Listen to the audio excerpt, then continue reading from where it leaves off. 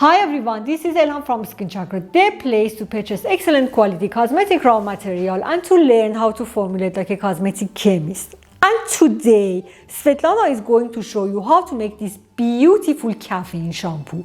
Caffeine is a cosmeceutical, as you know, that promotes hair growth and reduces hair loss. Keep in mind that there are different causes for hair loss, so caffeine wouldn't work in all of those cases. There are internal cases, medicinal cases, external cases, and everything that promotes hair growth is actually a drug. So when you are making this product as a commercial product, take care of your wording and your marketing and your copywriting so that you don't come into conflict with the legislation. But basically, caffeine has proved to promote hair growth and reduce hair loss when it is the usual aging process. So follow Svetlana to see how she makes this beautiful, simple formulation.